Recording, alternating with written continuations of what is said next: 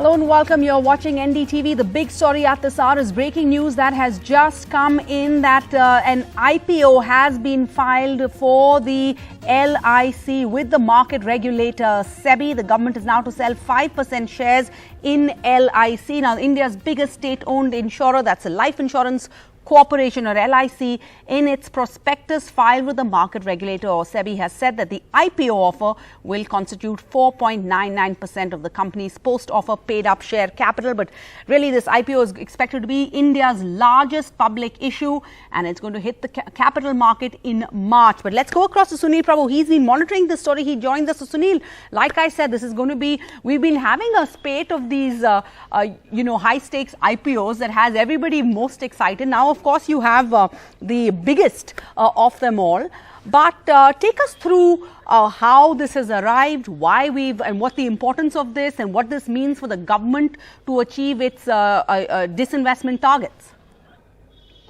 Well, to take, the last points first, the fiscal deficit, the disinvestment target had been at 71%. So that is why it had been revised. They had made it around 1.75 lakhs.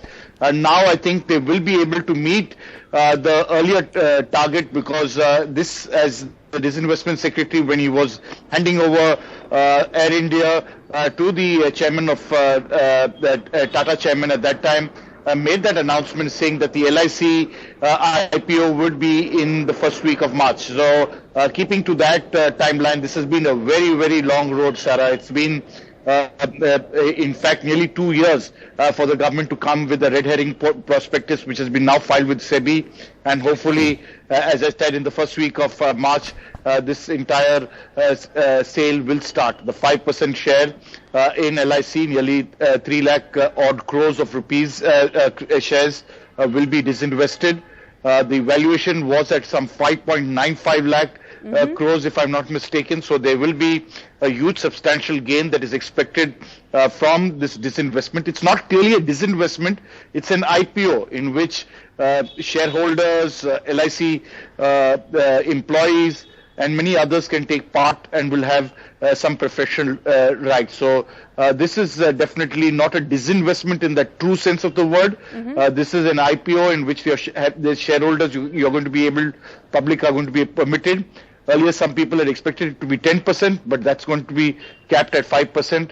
But definitely a big day for the disinvestment secretary and his team, who have been working along with the finance ministry for years. Because in these kind of disinvestments, you have to get everything right to the T, various consultants, failing which, of course, there will be a lot of questions that will be asked at a later stage. So that's the reason why a lot of precaution, but finally it has come to the stage where the market regulator now will have to give its go-ahead. All right, so the market regulator has to give its go-ahead. Sunil, what other, I'm sure, that's the background, why the government has been pushing for this for so long, but the public, wants to know details. They're salivating to know. What can we tell us? Do we know from this draft prospectus how much, how many shares, how many shares will LIC be offloading? What the issue size is of the IPO? Do we have any idea of any of that? Well, the first part, of course, we do definitely know. Nearly 3 lakh odd shares will be disinvested. What the issue size is still not yet been disclosed. And hopefully in the coming days, we'll be able to get an idea of that. But that's, of course, something that will be based on the valuation that has already been made. So you can make a rough calculation and then work things backwards. So they will definitely look at that market rate. Please remember that IPOs in the initial years were doing very well post-COVID, but now there is a sense of fatigue. There has been, of course, a lot of people who have been looking very carefully at LIC IPO and hoping that it will help revive the market and help the government meet its fiscal targets. Correct. There have been a lot of opinions about it, so we'll have to wait and see how it works out. But at this present juncture, that hasn't been disclosed by the government of India. Satellite imagery of Russian deployments in Belarus, in Crimea and in western Russia show massive buildup of forces. Vishnu Som reports. Now, this is a map of Ukraine that you can see. As you can see, there is a brown area marked below. and that's the Donetsk area, which is under occupation by Russia-backed militants, and then there is the purple area, which is the Crimea, which has been annexed by Russia in 2014. Now the pictures that we are going to actually show you, the first area there on your screen. So let's just bring up the image of this particular area that you see. These are the latest satellite images. It's from just a couple of days back. I believe this is from the 10th of the Rechitsa area. As you can see, a lot of armor over there by way of armored personnel carriers, perhaps some tanks as well, essentially military equipment deployed over there, not too far from the northern border of the Ukraine. Let's now move to the second location that we are going to show you. It's again to the right of Rechitsa, to the top of your screen, very close by, and major airfield located over there. And again, as you can see, a lot of military equipment which is now positioned in that area. And if it moves further south, then there would be the presumption that a strike is imminent. This is at an airfield in that area, not too far from the first location we showed you. The third area we are showing you is actually in Kursk. That's to the right of your screen. That's within Russian territory. And the images that we bring you from Kursk via Maxar are these images of tents and housing for soldiers in this particular training area. And finally, we can bring you an image from down south of an area within Crimea, which we mentioned has been annexed by Russia. It's of an air base, but within this air base are new structures which have been created, as also the positioning of tanks which have been covered in white, and also armored personnel carriers and the like. All right, now let's shift focus again and get you our big report of the day from the elections. Now tonight we're focusing on Punjab. It's been more than 6 years since the bead of the Guru Granth Sahib was stolen, since the sacrilege issues hit the state of Punjab. Now 6 years later, how do the villagers feel and how are they likely to vote? Here's a special report. इस वक्त हम बहबल कला गांव के बाहर दो ऐसे लोगों के साथ बैठे हैं जो पिछले 58 दिनों से विरोध प्रदर्शन पर बैठे हैं। 7 साल पहले हुए बेअदबी की घटना और उसके बाद कोटकपूरा शहर में और बहबल कला गांव के बाहर कुछ प्रदर्शनकारियों पर पुलिस ने गोलियां चलाई थी, जिसमें बहबल कला के बाहर 2 लोगों की मौत हो गई थी। उन 2 लोगों के परिजन कृष्ण भगवान सिंह के बेटे यहाँ मेरे साथ बैठे हैं और गुरजीत सिंह के पिता यहाँ पर बैठे हैं। दोनों से बातचीत करने की कोशिश करेंगे कि ऐसा मुद्दा जो साल 2017 के विधानसभा चुनाव में बहुत बड़ा मुद्दा उभर कर सामने आया था, तो इस बार क्या उन्हें उम्मीद है, क्या उन्हें इंसाफ मिल चुका है, और अगर इंसाफ नहीं मिला है तो अब उनकी क्या आस है, क्या उम्मीदें हैं। सबसे पहले अपना नाम बताइए। मेरा नाम सुखराज सिंह है जी। और मुझे थोड़ा एक बैकग्राउंड दीजिए कि उस दिन क्या हुआ था, आपके फादर यहाँ पर कैसे पहुँचे और उसके बाद क्या क्या हुआ। 2015 1 जून को गुरु ग्रंथ साहिब के स्वरूप जो बुरजवार सिंह वाला गांव बरगाड़ी के पास है, वहां से चोरी कर लिए जाते हैं डेरा सरसे वाले के समर्थकों से। उसकी बेअदबी 12 अक्टूबर 2015 को करते हैं, तो जिसके रोष वजों पंजाब का हर एक सिख, पंजाब का हर एक को बशिंदा जो गुरु ग्रंथ साहिब को गुरु मानता है, उसके रोष वजों वो प्रोटेस्ट करता है। तो साफ दिखाई देता है कि जाप कर रहे हैं, पीसफुली बैठे हैं, तो पुलिस उसके ऊपर गंदे पानी की बछाड़ें कर देती है और उसके बाद गोली चल जाती है। कोटकपूरा से गोली चलती है, वहाँ एक लड़का अजीत सिंह इंजर्ड होता है गोली के साथ। जब उसके गोली लगती है तो पुलिस वाला उसको फर्स्ट एड देने की बजाय, उसकी मदद करने की बजाय उसको लाठियों से और ठुड्डे मार रहा होता है, जैसे टांगों से। तो कोटकपूरा कांड करके जब पुलिस इधर आती है गोली चला के, वहाँ सभी लोगों को खुदरबुर्द कर देती है और गिरफ्तार कर लेती है, तो तब वो इधर आते हैं। फादर साहब और गुरजीत दूसरे जो साथी हैं साथ में, वो जहाँ प्रसादा छका रहे होते हैं तो आके लाठी चार्ज करने की बजाय सीधे गोली चला देती है। तो मेरे पिताजी और गुरजीत को गोली लग जाती है। गुरजीत ऑन दी स्पॉट वहाँ डेड हो जाता है, तो मेरे पिताजी तकरीबन आधे घंटे बाद उनकी जान जाती है। आप बताएं सर कि आपके बेटे की मौत हुई उस विरोध प्रदर्शन में, और अब मैं सीधे आता हूं इस बार के चुनाव पर। पिछले बार चुनावी मुद्दा था, कांग्रेस सरकार आई थी, इस बार क्या उम्मीद है आपको, क्या लग रहा है? मुद्दा तो अभी भी उनका चुनावी मुद्दा ही है, पर हम नहीं कहते किसी को वोट, कोई भी किसी को डाले ना डाले, हमारे को तो इंसाफ चाहिए। जो गोली चलाने वाले हैं या जिन्होंने गोली का ऑर्डर दिया उनको सजा मिलनी चाहिए। तो 2015 से लेके आज तक पंजाब का या देश का एक मोदी को छोड़ के सभी लीडर यहाँ हैं, नेशनल लीडर जो कांग्रेस के रिप्रेजेंट करते हैं, आम आदमी को रिप्रेजेंट करते हैं और अकाली दल को रिप्रेजेंट करते हैं। वो सभी धर्मों के और सभी सियासतदान यहाँ आए हैं, सिर्फ एक राजनीतिक मुद्दे को लेके, एक राजनीतिक वोट बैंक को लेके उनका यहाँ आना उन्होंने देखा, और उनको न्याय से कोई नहीं है। क्योंकि पंजाब का 2017 का जो वन मुद्दा था, ये एक्सीडेंट पंजाब का था, और इस पे पंजाब की सरकार बेस्ड हुई थी 2017 की कैप्टन की सरकार। अभी की बात करें राजनीतिक लोगों के, हमको उस पर ट्रस्ट नहीं रहा, क्योंकि 2017 से 22 तक उनकी सरकार ही बना के देख ली, पूरी सरकार ही इस मुद्दे को लेके बनी, जिन्होंने आज तक कुछ किया ही नहीं, तो आगे जो आएंगे वो क्या करेंगे। आपको लगता है कि कहीं ना कहीं बेअदबी का भी जो मुद्दा है वो 1984 के मुद्दे की तरह धीरे धीरे पब्लिक मेमोरी से भी जा रहा है लोगों? इसमें राजनीतिक लोग तो जिम्मेवार होते ही हैं, क्योंकि उन्होंने तो वोट बैंक देखना होता है, कौन सा मुद्दा उनके लिए अच्छा है वोट के लिए।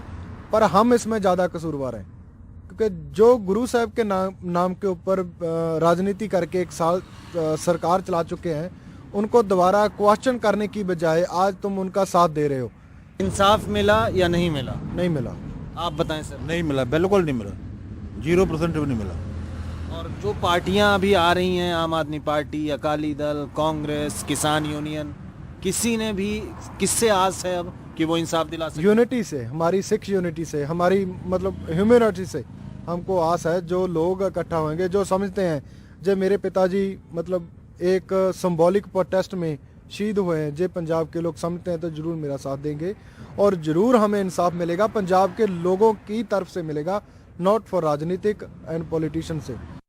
I'm joined at this hour by my guests, Amrit Mathur, cricket administrator and senior journalist, and author Mihir Bose from London. Amrit, let me come to you. We have almost seen the auction coming to an end. A few more players being added to the squads here and there.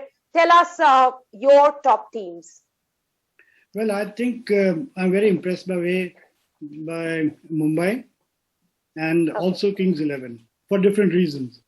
See, Mumbai has been in a champion side. They had a very strong nucleus. They retained 4 players, but there were certain gaps which they wanted to fill.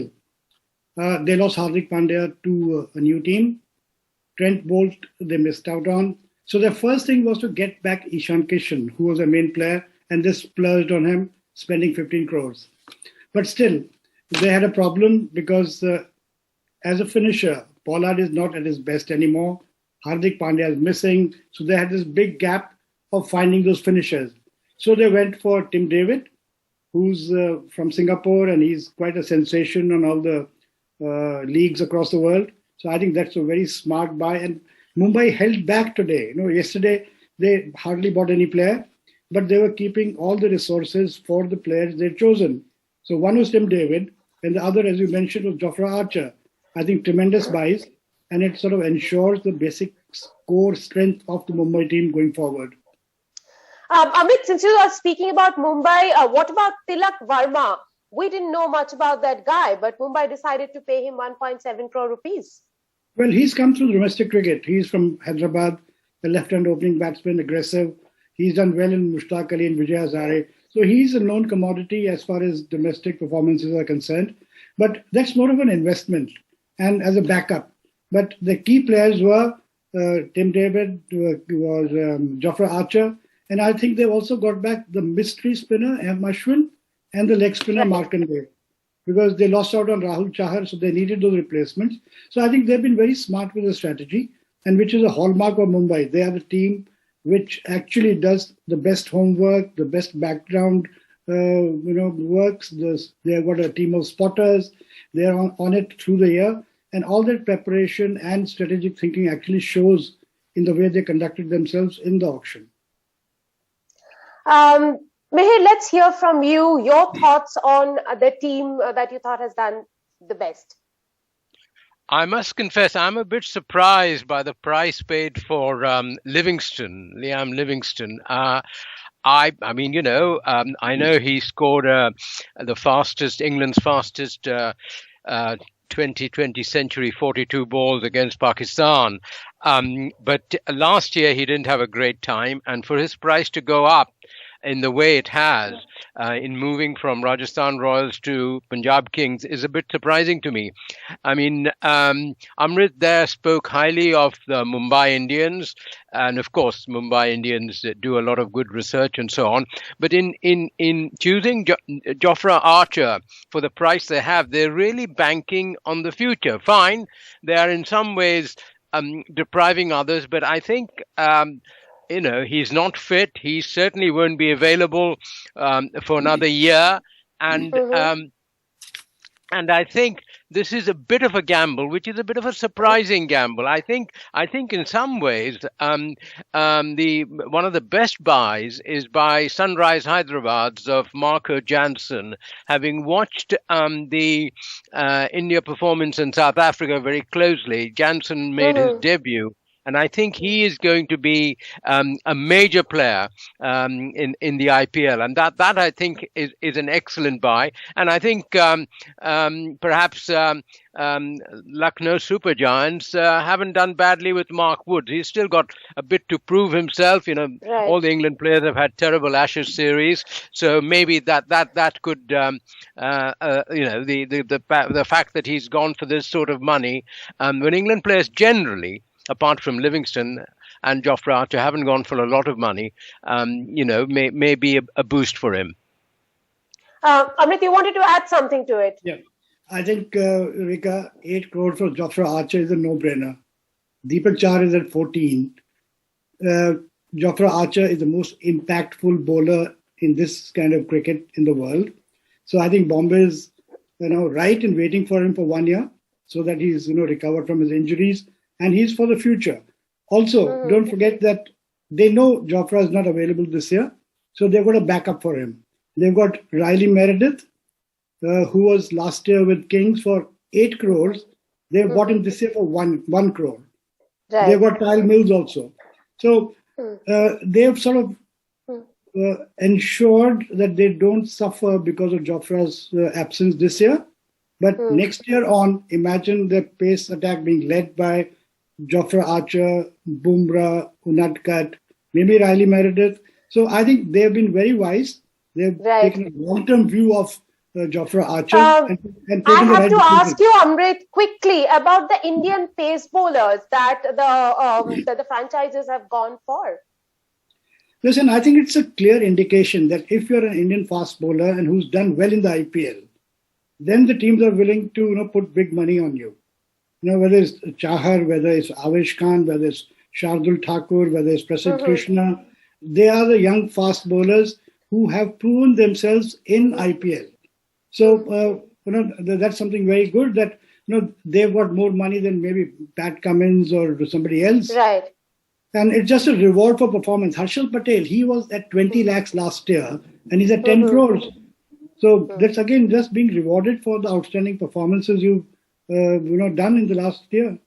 And also someone like Chetan Sakharia going from 1.2 crore rupees to above 4 crore rupees. Absolutely. But the auction has thrown up some very, very interesting insights also how the teams are doing smart buys this season. Thank you very much, gentlemen, for joining me on the broadcast this evening. We've completely run out of time. Well, that's all we have on the show for now. Time for a very tiny break. More on the other side. Stay tuned.